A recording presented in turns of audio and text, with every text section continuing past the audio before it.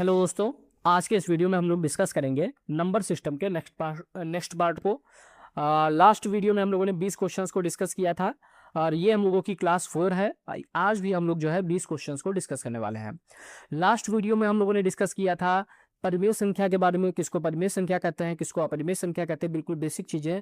शांत दशमलव आवर्ती क्या होता है, अशांत दशमलव आवर्ती क्या होता है, अशांत दशमलव अनावर्ती क्या होता है। तो जिन लोगों ने उस वीडियो को नहीं देखा है तो जाकर वो वीडियो को पहले देख ले, क्योंकि वहीं से आप लोगों का बेस क्लियर होगा और आज की वीडियो आप लोगों को आसान लगेगी। तो इसी के साथ आज की वीडियो को हम लोग स्टार्ट करते हैं। और फर्स्ट क्वेश्चन आप लोगों की स्क्रीन के सामने है, रूट 21 कैसी संख्या है। तो हम लोगों ने डिस्कस किया था कि जो संख्याएं पी बटे क्यू के रूप में लिखी जा सकती हैं उनको परिमेय संख्या कहते हैं, और जो पी बटे क्यू के रूप में नहीं लिखी जा सकती हैं उनको हम लोग अपरिमेय संख्या कहते हैं। अगर रूट 21 की बात करेंगे तो रूट 21 को हम लोग पी बटे क्यू के रूप में नहीं लिख सकते हैं, क्योंकि इसका पूरा पूरा square root perfect square root नहीं आएगा। जैसे अगर 16 की बात की जाए, अंदर रूट 16 है तो 16 का अगर वर्गमूल निकालेंगे 4 आ जाएगा, और इसको 4/1 के रूप में लिखा जा सकता है, यानी पी बटे क्यू के रूप में लिखा जा सकता है। तो ये परिमेय संख्या है। लेकिन रूट 21 को अगर हम लोग करेंगे तो 3/7 हो जाएगा, यानी परफेक्ट स्क्वायर रूट नहीं बनेगा। इसको पी बटे क्यू के रूप में नहीं लिख सकते हैं, यानी कि ये एक अपरिमेय संख्या हो जाएगी। ऑप्शन नंबर बी इस क्वेश्चन का सही आंसर हो जाएगा। अगला, यूक्लिड प्रमेयिका a बराबर बी क्यू प्लस आर में शेषफल r के लिए कौन सा संबंध सही है। तो सबसे पहले यूक्लिड प्रमेयिका को समझना होगा। a बराबर बी क्यू प्लस आर इतना क्वेश्चन में दिया गया है। तो a जो होता है a भाज्य होता है, b जो है ये भाजक होता है, q जो है ये भागफल होता है, और आर जो है शेषफल होता है। कोई भी भाग अगर हम लोग करते हैं तो वही 4 चीजें हम लोगों को देखने को मिलती है, भाज्य, भाजक, भागफल और शेषफल। जैसे मान लीजिए ये 14 है, इसको हम लोग 4 से भाग करेंगे, 4 तिया 12 हो गया, 2 हमारा शेषफल आ गया। तो इसमें अगर भाज्य की बात करेंगे ये हमारा भाज्य हो गया। अब भाजक की बात करेंगे तो ये हमारा भाजक हो गया, भागफल की बात करेंगे तो ये हमारा भागफल हो गया, और ये हमारा शेषफल हो गया।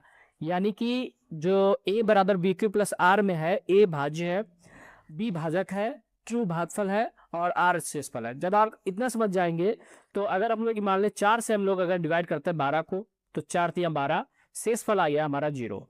यहाँ पर हम लोगों ने 4 से डिवाइड किया 14 को, तो शेषफल आ गया 2। अब मान लीजिए हम लोग करते हैं 4 से 15 को, तो 4 तिया 12, शेषफल आ गया 3। अब अगर हम लोग करते हैं 4 से 16 को, तो 4 बार में 16, तो शेषफल आ गया हमारा 0। तो अगर हम लोगों ने यहाँ पर देखा, या तो हमारा शेषफल 0 आ रहा है, नहीं तो हमारा शेषफल जो है वो भाजक से छोटा आ रहा है। जैसे यहाँ पर 2 आया, यहाँ 3 आया और फिर हमारा 0 हो गया। यानी शेषफल जो है हमेशा शेषफल हमेशा या तो 0 के बराबर होगा या फिर भाजक से छोटा होगा। तो इस चीज को आप लोगों को याद रखना, शेषफल या तो 0 के बराबर होगा या भाजक से छोटा होगा। तो यहाँ पर इस क्वेश्चन में अगर हम लोग बात करें तो जो हमारा शेषफल है वो 0 से हमेशा बड़ा होगा या बराबर होगा, और भाजक से हमेशा छोटा होगा। तो ये क्वेश्चन हमारी बन गई, यही हमारा आंसर हो गया ऑप्शन नंबर सी। क्योंकि यहाँ पर ये हमारा शेषफल है, या तो 0 के बराबर हो सकता है या 0 से बड़ा हो सकता है, जैसे कि हम लोगों ने यहाँ पर देखा और यहाँ पर देखा। और यहाँ पर 0 है, यानी 0 के बराबर और 0 से छोटा। और तीनों जगह पर ये हम लोगों ने देखा, यहाँ पर भी भाजक से छोटा है, यहाँ पर भी भाजक से छोटा है, यहाँ पर भी भाजक से छोटा है। यानी जो हमारी इक्वेशन बनेगी वो ऑप्शन नंबर सी हो जाएगी। इस क्वेश्चन का आंसर हो जाएगा ऑप्शन नंबर सी। नेक्स्ट है, इन दशमलव प्रसारों के कौन सा अपरिमेय संख्या है। फिर से सेम क्वेश्चन आ गया, परिमेय संख्या पी बटे क्यू, अपरिमेय संख्या जो पी बटे क्यू की फॉर्म में नहीं लिखी जा सकती है। फर्स्ट क्वेश्चन अगर हम लोग देखते हैं तो लास्ट वीडियो अगर आप लोगों ने देखा होगा तो इसको हम लोगों ने बात की थी कि परिमेय संख्या, इसको हम लोगों ने 2 भागों में बांटा था। एक होता है शांत दशमलव आवर्ती और एक होता है अशांत। तो अशांत में क्या होता है, संख्या रिपीट होती रहती है। जैसे यहाँ 23, फिर 235 आ गया, फिर 235, फिर 235, यानी हमेशा रिपीट हो रहा है, और डॉट डॉट, यानी ये हमेशा अनंत तक रिपीट होता रहेगा। तो ये परिमेय संख्या का प्रकार है। तो ये एक परिमेय संख्या हो गई। नेक्स्ट अगर हम लोग डिस्कस करें सी वाले ऑप्शन को, तो 12.3456 है।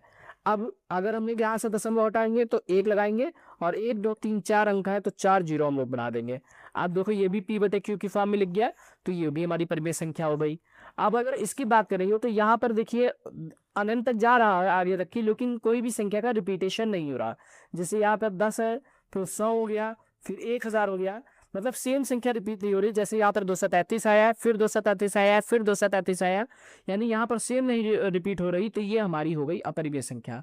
लास्ट वीडियो को आप लोग देखेंगे तो बिल्कुल आप लोगों का क्लियर हो जाएगा डिटेल में। यहाँ पे परिमेय संख्या दो प्रकार की, शांत और अशांत। शांत होती है जैसे ये हो गया, अशांत है ये हमारी हो गई अपरिमेय संख्या। अशांत अनावर्ती होती है, ये वाला ऑप्शन नंबर 20 क्वेश्चन का राइट आंसर हो गया। नेक्स्ट क्वेश्चन है क्वेश्चन नंबर 24। किसी पूर्णांक के लिए सम संख्या का रूप क्या होता है? सम संख्या हमारी होती है 2, 4, 6, 8, 10। जो संख्या 2 से कट जाएगी वो हमारी सम संख्या होती है। तो अगर हम लोग देखेंगे इसको 2 गुणे 1, 2 गुणे 2, 2 गुणे 3, 2 गुणे 4, यानी सभी में 2 आ रहा है। अगर हम इसको कह दें कि 2k होता है सम संख्या का तो रूप, तो बिल्कुल सही आंसर होगा ये, क्योंकि दो एक की गली हम लोग अगर 1 रख देंगे 2 बन जाएगी, 2 रख देंगे 4 हो जाएगा, 3 रख देंगे 6 हो जाएगा, 8 रख देंगे, इसी तरीके से 5 रख देंगे अगर तो 10 हो जाएगा, यानी सम संख्या ही प्राप्त होगी। तो इसका आंसर हो जाएगा option number C. First option अगर हम लोग ले 2k, मान लो अगर हम k की वैल्यू 2 रख दे प्लस 1, 2 दूनी 4 और 1 5 आ जाएगा, तो ये हमारी विषम संख्या हो गई, तो ये गलत हो गया। अगर बी वाला देख लें तो यहाँ पर भी अगर सेम अगर हम लोग 2 रखे, 1 2 दूनी 4, 4 में से गया 3, तो विषम संख्या आ गई, यानी ये भी गलत हो गया। हमसे सम संख्या के लिए पूछा है तो 2k हमेशा राइट आंसर होगा। नेक्स्ट है क्वेश्चन नंबर 25। 4.57 देखिए यहाँ 57 रिपीट हो रहा है बार बार, तो ये क्या हो जाएगा? परिमेय संख्या हो जाएगा। अगर परिमेय संख्या में भी पूछा जाएगा तो शांत दशमलव आवर्ती हो जाएगा, क्योंकि ये डॉट डॉट डॉट करके अनंत तक ही गया है। तो इस क्वेश्चन का राइट आंसर हो जाएगा ऑप्शन नंबर ए। नेक्स्ट है क्वेश्चन नंबर 26। प्रथम 80 विषम प्राकृतिक संख्याओं का माध्य क्या है? लास्ट वीडियो में हम लोगों ने प्रथम n संख्याओं का डिस्कस किया था। यहाँ पर प्रथम 80 विषम संख्या है, यानी हम लोग 80 को अगर n मान लो तो प्रथम n विषम संख्याओं को, तो प्रथम n विषम संख्याओं का जो माध्य होता है वो हमेशा n रहता है, यानी जो जितनी संख्या कही जाएंगी, जैसे यहाँ पर 80 कहा जा रहा है तो माध्य भी हमारा 80 होगा। बस याद रखना यहाँ पर अगर विषम संख्या लगी है तो यहाँ पर जो हमारी जितनी संख्याएं कही जाएंगी वही हमारा आंसर हो जाएगा। इस चीज को आप लोग याद कर लीजिए, प्रथम n विषम प्राकृतिक संख्याओं का माध्य हमेशा n होता है। नेक्स्ट क्वेश्चन डिस्कस करता है, सरलीकरण करें। तो सरलीकरण का रूल होता है, सबसे पहले हम लोग रेखा ब्रैकेट करते हैं, इसको हम लोग रेखा ब्रैकेट बोलते हैं। फिर हम लोग छोटा ब्रैकेट डायल करते हैं, इसको छोटा ब्रैकेट, ये मझला ब्रैकेट होता है, नेक्स्ट मझला, और लास्ट में सबसे बड़ा ब्रैकेट हल करते हैं। ये हमारा क्रम रहता है, रेखा, छोटा, मझला, फिर बड़ा।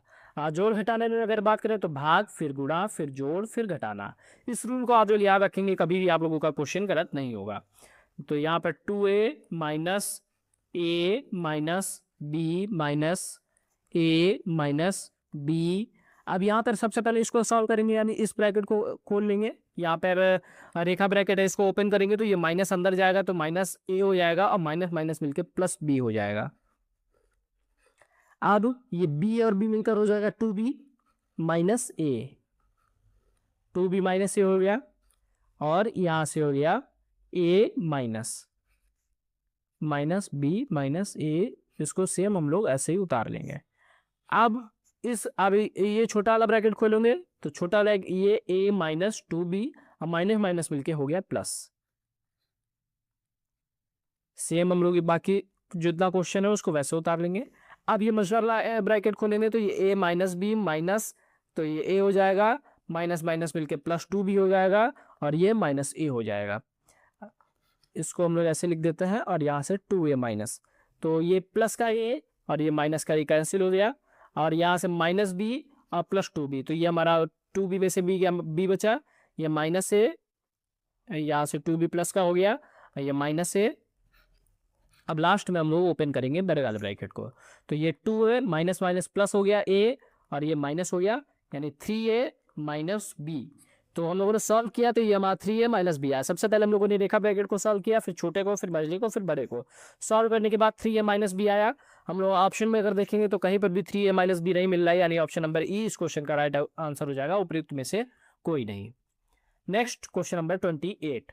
तो इस टाइप को लास्ट वीडियो में भी हम लोगों ने डिस्कस किया था कि इस टाइप का क्वेश्चन है तो हम लोग ऑप्शन से ही सॉल्व करेंगे। भिन्न के अंश और हर का योग 13 है। यहाँ पर देखेंगे 8 5 13, 6 7 13, 9 4 13, यानी तीनों में ही आ रहा है।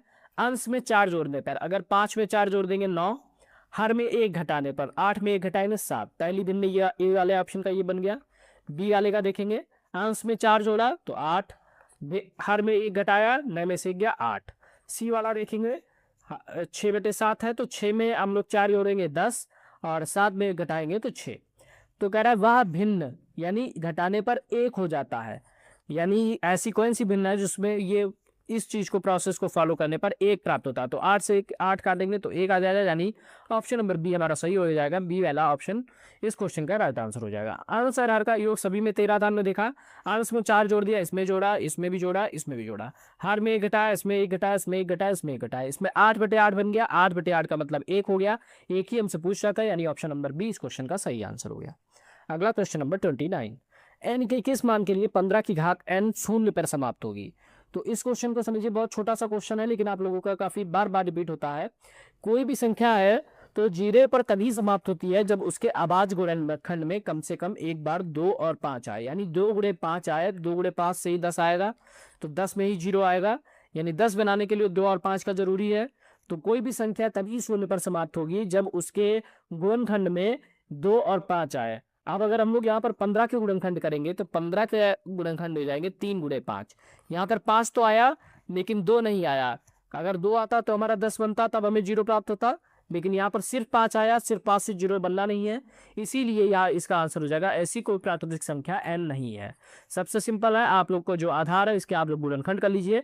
अगर आपको 2 और 5 मिलेगा तब तो आपका 0 बनेगा, अगर 2 और 5 नहीं मिलेगा तो सीधा आपका आंसर हो जाएगा ऐसी कोई भी प्राकृतिक संख्या नहीं है। नेक्स्ट है क्वेश्चन नंबर 30। सेम इसमें 5 का घातांक निकालना है, तो सेम क्या करेंगे, गुणनखंड कर लेंगे। 2 से डिवाइड करेंगे 2100, फिर 2 से करेंगे, 2 एकम 2, 0, 2 पंचे 10, 0, फिर 2 से करेंगे, 2 पंचे 10, 2 दूनी 4, बचा 1, 2 पंचे 10, फिर 3 से करेंगे, 3 एकम 3, बचा 2, 3 7 21, बचा 1, 3 पचे 15, फिर 5 से करेंगे, 5 या 15, बचा 2, 5 25, फिर 5 से करेंगे 7, फिर 7 से करेंगे 1, तो ये हमारा बन गया 1 2 3, 2 की घात 3, फिर 3 की घात 1, फिर 5 की घात 2 और फिर 7 की घात 1। अगर 2 का घातांक पूछा जाएगा तो 3, 3 का घातांक पूछा जाएगा 1, 5 का घातांक 2, 7 का घातांक 1। तो यहाँ पर हमसे 5 का पूछ रहा था तो आंसर हो गया हमारा 2। जब भी घातांक पूछा जाएगा एक ही काम करना है, केवल हमको गुणनखंड कर देना है, घात के रूप में लिख लेना है, जो घात बनेगी वही हमारा घातांक हो जाएगा। नेक्स्ट क्वेश्चन नंबर 31, दो परिमेय संख्याओं के बीच कितनी परिमेय संख्या हो सकती है। तो आंसर हो जाएगा अनंत। कोई भी दो संख्या है तो हमेशा याद रखिए इनके बीच में अनंत परिमेय संख्या हो सकती है। मान लीजिए परिमेय संख्या क्या है, 4 है, 5 है। अब इसके बीच में अगर हम लोग देखेंगे तो 4.01 आएगा, या इससे भी छोटा देखेंगे 4.001, फिर 4.002, 4.003, ऐसे चलता रहेगा हमेशा, कभी खत्म नहीं होगा। अनंत परिमेय संख्या इसके बीच में हो सकती है।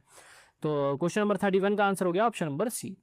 नेक्स्ट है क्वेश्चन नंबर 32, ये p एक परिमेय संख्या है और p का मान जो है 0 नहीं है तो माइनस p क्या होगा। यानी p का मान अगर 0 नहीं हो तो माइनस p क्या होगा। तो अगर हम मान ले p का मान 0 नहीं है तो हम लोग मान ले 2 है p का मान, या हम लोग कह ले p का मान 3/4 है।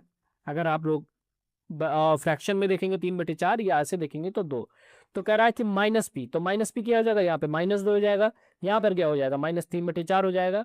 तो इस क्वेश्चन का जो सही आंसर हो जाएगा वो परिमेय संख्या हो जाएगा, क्योंकि कोई भी आप जैसे -2 है तो उसको भी हम लोग -2/2 लिख सकते हैं, यानी p/q की फॉर्म में लिखा गया, तो ये परिमेय संख्या हो गई। ये है p/q की फॉर्म में -3/4, तो ये भी एक परिमेय संख्या हो गई। तो हमेशा याद रखिए कि चिन्ह बदलने से संख्या की प्रकृति कभी भी नहीं बदलती है। यहाँ पर क्या किया जा रहा है कि एक चिन्ह बदल दिया गया, यहाँ p था या माइनस कर दिया गया, यानी चिन्ह बदलने से संख्या की प्रकृति पर कोई भी प्रभाव नहीं पड़ता है। जैसे मान लीजिए अगर -3/4 था और आपसे पूछा गया कि प्लस p क्या होगा, तो +3/4 हो जाएगा। तो ये भी एक परिमेय संख्या है, ये भी एक परिमेय संख्या था। हमेशा चिन्ह बदलने से संख्या की प्रकृति पर कोई भी प्रभाव नहीं पड़ता है। नेक्स्ट है क्वेश्चन नंबर 33, भिन्न के अंश और माइनस हर, यानी अंश और हर का जो अंतर है वो 4 है, और हर जो है अंश से बड़ा है। तो यहाँ पर भी हर बड़ा है, यहाँ पे भी बड़ा है, यहाँ पर भी बड़ा है। दोनों में 2 जोड़ने पर भिन्न 3/5 बन जाता है। तो ऐसी संख्या बतानी है।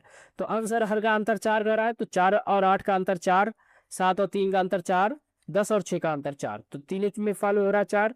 अब दोनों में 2 जोड़ने पर 4/8 है पहली भिन्न, दूसरी 6/10 है, और तीसरी 3/7 है। अब दोनों में 2 जोड़ा है, ये 6 हो गया, ये 10 हो गया, ये 8 हो गया, ये 12 हो गया, ये 5 हो गया, और ये 9 हो गया। अब इसको करेंगे 2 तिया 6, 2 पंचे 10, ये 3/5 बन गया। ये काटेंगे अगर 4 दूनी 8, 4 दिया 12, ये 2/3 बन गया। और ये 5/9। अब हमसे 3/5 पूछ रहा था, तो 3/5 इसमें बन रहा है, यानी 4/8 में बन रहा है। ऑप्शन ए हमारा सही हो जाएगा। तो जितना बीने वाले क्वेश्चन है, अगर आप लोग ऑप्शन से टैकल करेंगे तो बहुत आसानी से आप लोगों का सॉल्व हो जाएगा। नेक्स्ट है क्वेश्चन नंबर 34। निम्नलिखित में से किसका गुणनफल एक परिमेय संख्या है? फिर से परिमेय संख्या के लिए p/q की फॉर्म। तो 3 और 5 के गुणनखंड √15। √15 का अगर हम लोग स्क्वायर रूट निकालेंगे परफेक्ट नहीं आएगा, यानी इसको p/q की फॉर्म में नहीं लिख सकते, ये एक अपरिमेय संख्या हो गई। √8 √2, तो 8 दूनी 16, √16 हो गया। और 16 का वर्गमूल निकालेंगे तो 4 हो गया। 4/1 यानी ये p/q की फॉर्म में हो गया, यानी कि यही एक परिमेय संख्या हो गई।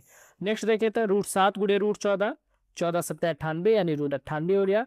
98 का अगर गुणनखंड निकालेंगे तो पूरा पूरा स्क्वायर रूट नहीं आएगा, यानी ये भी एक अपरिमेय संख्या हो गई। तो इस क्वेश्चन का राइट आंसर हो गया ऑप्शन नंबर डी। नेक्स्ट है तृतीय धनात्मक विषम पूर्णांक के लिए कौन सा कथन सत्य है? अभी हम लोगों ने डिस्कस किया सेम वही। 2m को, जो 2m है तो हमेशा ये एक सम संख्या है। यहाँ पे मान लीजिए एक वैल्यू रखेंगे तो 2 × 1 2 हो जाएगा, 2 रखेंगे 2 × 4, 3 रखेंगे 2 × 6, यानी सम आएगा हमेशा। 3m अगर रखेंगे तो 3, अगर m की वैल्यू 4 रख दें तो 4 × 12, ये सम संख्या आ गई। 3 × 5 15, विषम संख्या आ गई। यानी 3m से सम और विषम दोनों मिल सकते हैं हम लोगों को। नेक्स्ट हम लोग देखते हैं 2m+1। तो 2m+1 से हमेशा विषम आएगी। मान लो यहाँ पर 2 रखें, 2 दूनी 4 और 1 5। 3 रखें तो 2 × 6 और 1 7, यानी 2m+1 हमेशा विषम रूप होता है। तो इस क्वेश्चन का राइट आंसर हो जाएगा ऑप्शन सी। तो विषम रूप के लिए 2m+1, सम के लिए 2m। Next question 36। निम्नलिखित में से कौन सा अशांत आवर्ती दशमलव में परिवर्तनशील है? तो लास्ट वीडियो में इसके बारे में हम लोगों ने बहुत डिटेल में डिस्कस किया था कि अशांत आवर्ती निकालने के लिए शॉर्ट ट्रिक क्या है।